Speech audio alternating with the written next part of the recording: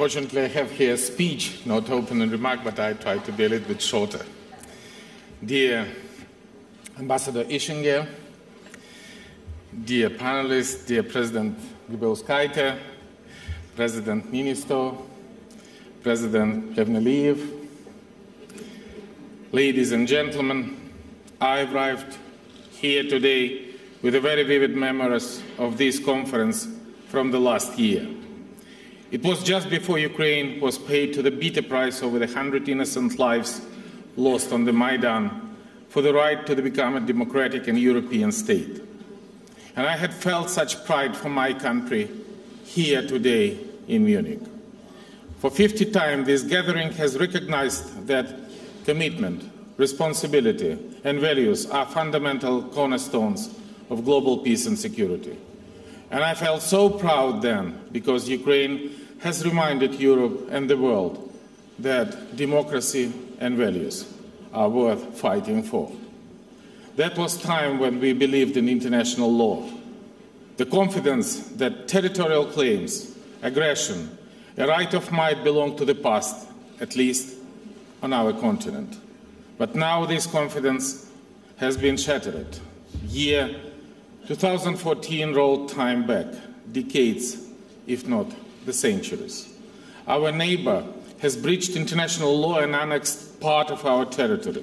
Today, a formerly strategic partner is waging a hybrid war against sovereign state and co-founder of the United Nations. Mounds of lies and propaganda have been heaped into the wall of hatred erected between two once very friendly nations. The border routes, once used for the transporting goods and exchange of visitors and friends, now swarming with the Russian tanks, armed personnel carrier, with the multiple rocket launchers and ammunition. How many evidence does the world still need to recognize the obvious fact? There is a foreign military equipment, mercenaries, Russian military coaches, tanks, and the regular troops. I take with me the passport and military ID of Russian soldiers, Russian officers who were come to us, and leave it together with that.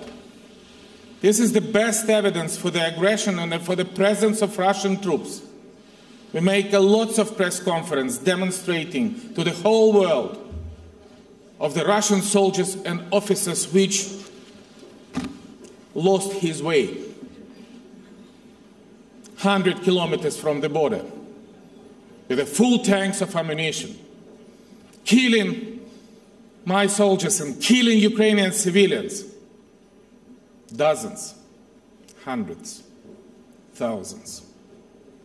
And that lasting long for the already more than 8 months.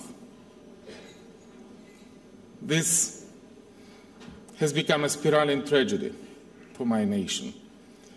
The death toll for the Ukrainian soldiers defending land from aggressor is now 1,432. Thousands of the people, 5,638, have killed since the April, and every single day the number of victims among the civilians is rising. And even today on Debaltseve, when yesterday we proposed the ceasefire for the corridor humanitarian for withdraw the civilians from Debaltseve, they said, okay. And we delivered 10 buses, 10 from Ukrainian cities Slavyansk and Kharkiv, and 10 from the occupied Donetsk. All our 10 buses was filled to the civilians which want to go to Kharkiv. Among 10 of the Donetsk buses, it was half filled, just one. That is a very good demonstration. People support either sovereign and independent Ukraine or the Russian Spring or Russian world.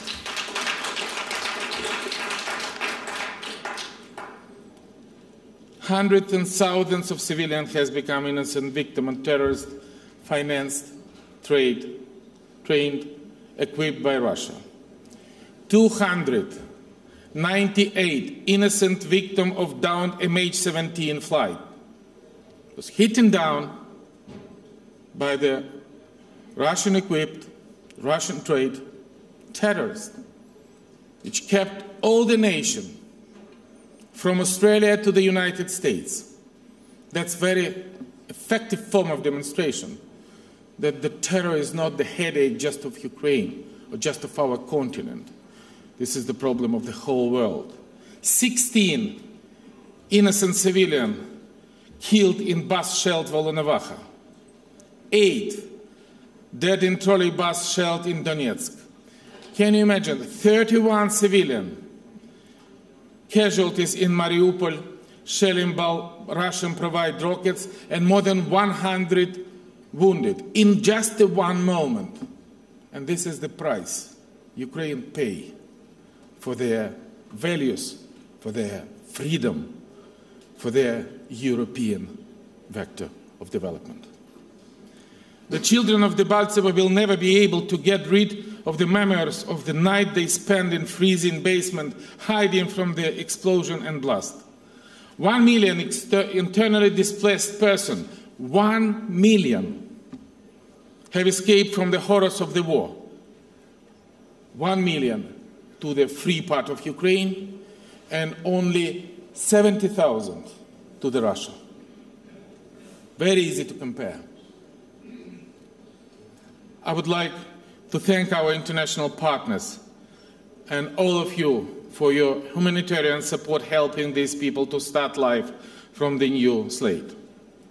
Nadia Savchenko, a pilot of Ukrainian Air Force, the captain of my army, has spent 237 days in a Russian prison where she was just taken from my territory just for the fact that she defended their own land as an officer of my troops. And today is the 57th day of her hunger strike against her illegal abduction and imprisonment. And this is highly reminiscent to the Soviet repressive machine now applied to break the courage of Ukrainian woman and an officer of Ukrainian Air Force. And we say free Nadia, but we mean that every single Ukrainian who was captured and tortured just for defending their own land must be released. The war exhausts Ukraine daily, affecting the lives of its citizens, and we have lost 20% of our industrial output. 10% from these 20 are physically destroyed, are in ruins because of the Russian attack. The fighting in Donbass threatened a technological disaster on a global scale because one of the biggest nuclear power plants in Europe, Energodar, is just, can you imagine, 280 kilometers from Mariupol. Your Excellencies, this aggression against Ukraine has opened Pandora box for the international security. And it must be clear that there is no temporary solution. This conflict must be resolved, not frozen. It is now clear that if Ukraine does not succeed in restoring peace and territorial integrity, the revision of the borders, spread of the terrorism, humanitarian and technological disaster flexing in nuclear muscle will continue. And it is a pleasure to share this panel with all my friends, presidents of the country which are Ukrainian partners.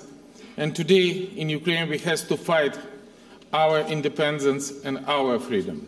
But not only. This is the freedom of Europe, independence of Europe, and security in the world. And I think that this is a very right decision that most of the panel today dedicated to Ukraine and the Ukrainian crisis, dedicated to aggression against of Ukraine. And we together should find out the way how we should solve this question. I am a president of peace. I am not the president of war. And my very first step in the position of the president was unilateral ceasefire and my peace plan. Based on my peace plan, while we were together in Wales on the NATO summit, we signed up Minsk Protocol and Minsk Memorandum. Very simple things. Immediate ceasefire, release all the hostages, close internationally recognized Ukrainian border, withdraw all the foreign troops from my territory. Very simple democratic mechanism. Free and fair local election under Ukrainian legislation and under observation of the international monitor. There is no any other ways how to represent the people of Donbass in the democratic and free country. But that's not, don't like our opponent. And I am sure that only Minsk Memorandum and Minsk Protocol, only globally recognized Minsk Agreement can be the way how to stabilize the situation in Ukraine. And we will never recognize the fake election which takes place on the 2nd of November, and where they elect so-called leader of the terroristic states, Lugansk and Donetsk People Republic, who is directly responsible for the terroristic attack, and now they want that we have a direct dialogue with the terrorists. No, we think that we should have an election. We should have first ceasefire, then election, and create a democratic procedure for settlement of the conflict. But for the reaching all these things immediately, we need just very simple things. A ceasefire. Can you imagine that anybody in the 21st century in Europe can be against, without any precondition, just a ceasefire? And I think this is a very important challenge. We should have an answer in a very few hours or maybe maximum days. Who would be responsible for not signing the immediate ceasefire, which stopped enormous casualties among the civilians?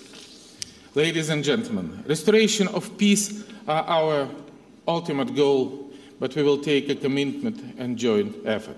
A few days ago, Germany and the whole world lost one of the most prominent figures in the modern history. Federal President Richard von Weizsäcker has played a decisive role not only in the process of German reunification, but in the fate of Ukraine as well. It was President Richard von Weizsäcker who, in his letter addressed to my predecessor, first Ukrainian President Leonid Kravchuk in December 26, 1991, recognized our independence. Once he said the German question will remain open as long as the Brandenburg Gate is closed. In the spirit of this word of a great German mind, I would simply like to reiterate that the Ukrainian question will remain unsolved as long as the heart of the people and politicians in Europe and in the whole world are closed for providing solid practical support to strengthen Ukrainians' independence politically, economically, but also militarily. We are an independent nation, and we have a right to defend our people. We are not violating, never, Minsk Memorandum, and we don't provide any offensive operation. But me, as a president of my country, as the commander-in-chief, are responsible for every single life of the Ukrainian. And if we do our best to sign up the peace protocol, the ceasefire, we should have a right to defend our territory and our people with the support of the whole world. I know that many experts have argued that enhancing us military will provoke further aggression. On the contrary, we have seen that the lack of defense capability triggers offensive operation against Ukraine and spins the escalation. Over the course of the conflict, we have proven to be responsible, that we will not use the defensive equipment to the attack. The stronger our defense, the more convincing is our diplomatic voice. We stand ready for the comprehensive and immediate ceasefire, so should be Russia without any precondition. In the same time, a complete and responsible road to the peace in Ukraine should be part of the broader context of how to restore the confidence on the international order. Because trust is broken, but it is the system that should not be trusted, but those who betrayed the trust. And this year, we will celebrate the 40th anniversary of the Helsinki Final Act. And I am convinced that we will need a concrete mechanism to prevent a brutal violation by countries of their own international commitments taken under the fundamental document, in particular, UN Charter, the Helsinki Final Act, and Paris Charter. And such a behavior of the international relation should be no more tolerated in Europe, and I am talking about the new European Responsibility Charter. In these documents, countries should reconfirm that the previous international obligation. The Charter could also provide a clear instrument and mechanism to punish for their violation. And we are ready to present our view and proposal to this Charter for further consideration in OSCE. As we approach 2015 non-proliferation of nuclear weapons, Treaty Review Conference is to be held in New York this May.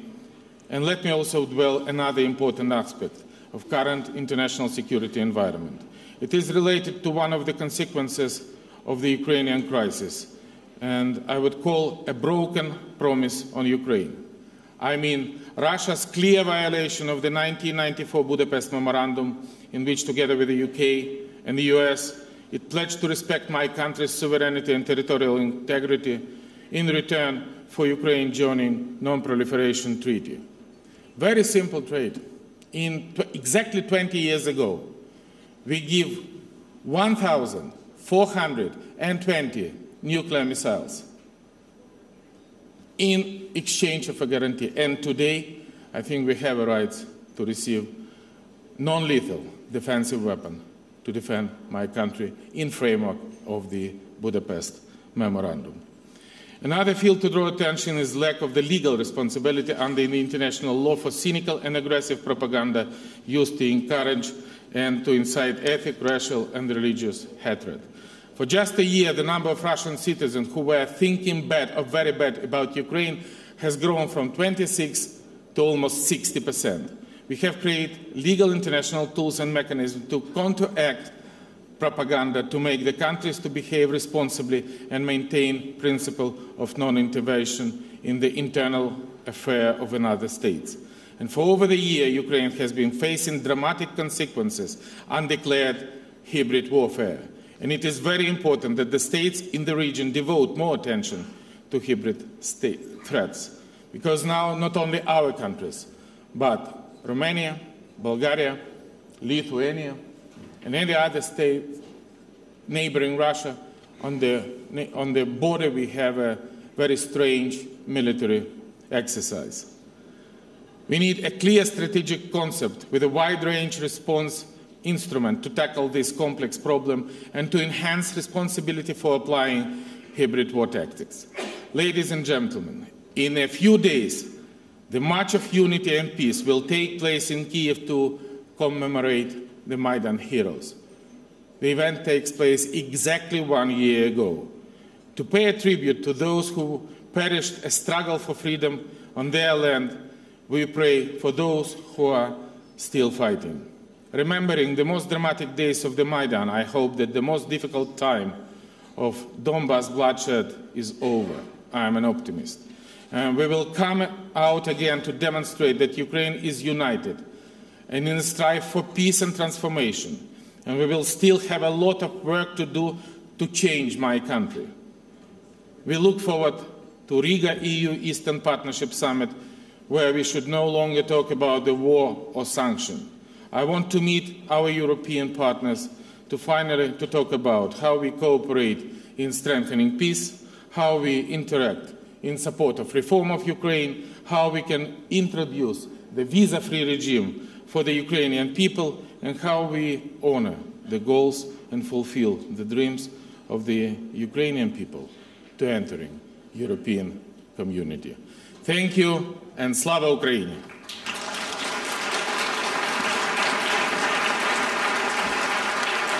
Thank you. Mr. President, thank you for that